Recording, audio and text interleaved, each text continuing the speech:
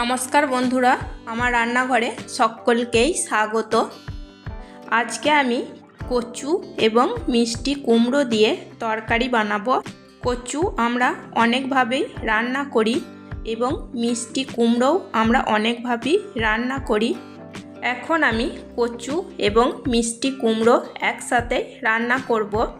এই তরকারিটাও খেতে ভীষণই ভালো হয়, গরম ভাত কিংবা রুটি পরোটার সাথেও খেতে দারুণ লাগে। কচু এবং কুমড়ো আমি কেটে নিয়ে জল দিয়ে ভালো করে ধুয়ে পরিষ্কার করে নিয়েছি। প্লিজ বন্ধুরা, ভিডিওটিকে স্কিপ না করে শুরু থেকে শেষ পর্যন্ত দেখার জন্য অনুরোধ রইল। চলো তাহলে রান্নাটা শুরু করা যাক। গ্যাসে আমি একটা কড়াই বসিয়েছি। কড়াইতে কিছুটা পরিমাণ সরষের তেল দিয়েছি, খুব বেশি না, অল্পই দিয়েছি। তেল গরম হয়ে গেছে।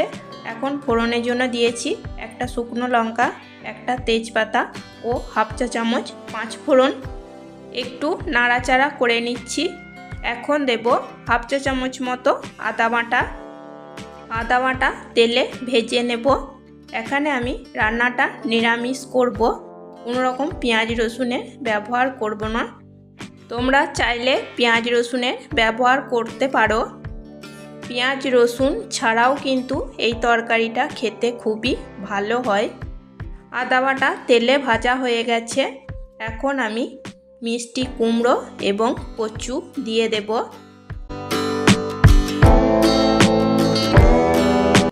নাড়াচাড়া করে নেব।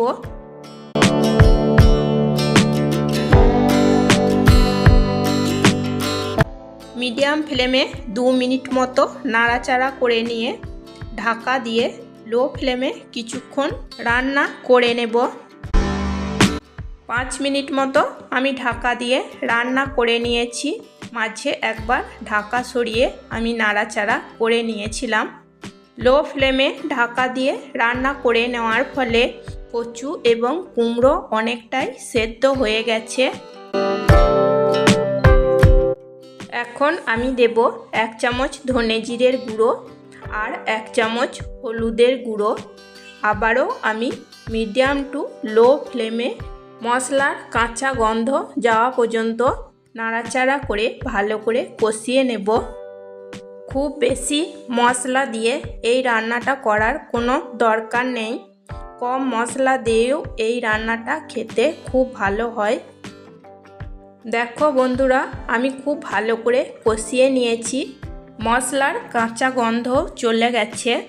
এখন আমি দিয়ে দেব প্রয়োজন মতো গরম জল। গরম জল দিয়ে নাড়াচাড়া করে ভালো করে আবারও মিশিয়ে নেব। এখন দিচ্ছি টেস্ট অনুযায়ী লবণ আর 2 চামচ চিনি।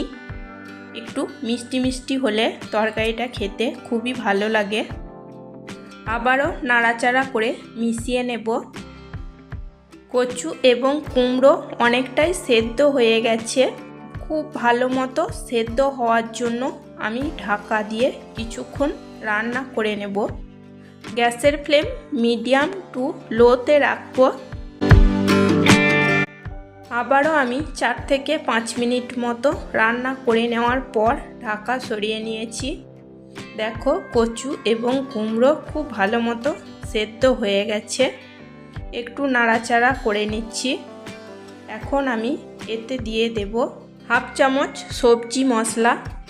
সবজি মশলা নাড়াচাড়া করে তরকারির সাথে খুব ভালো করে মিশিয়ে নেব। ব্যাস তৈরি হয়ে গেছে কচু কুমড়োর তরকারি। এটা গরম ভাত কিংবা রুটি পরোটার সাথে খেতে খুবই ভালো লাগে। রেসিপিটা যদি তোমাদের পছন্দ হয়ে থাকে তাহলে এইভাবে একবার কচু কুমড়োর তরকারি বানিয়ে নিতে পারো, দেখবে খেতে খুবই ভালো লাগবে। আর আমার চ্যানেলটিকে সাবস্ক্রাইব, লাইক, কমেন্ট, শেয়ার করে আমার পাশে থাকবে। প্লিজ বন্ধুরা, আমার পাশে থাকবে। আজকের মতো এই পর্যন্তই। আবার আসবো অন্য কোনো নতুন রেসিপি নিয়ে। সবাই সুস্থ থাকবে, ভালো থাকবে। চলো টাটা, বাই।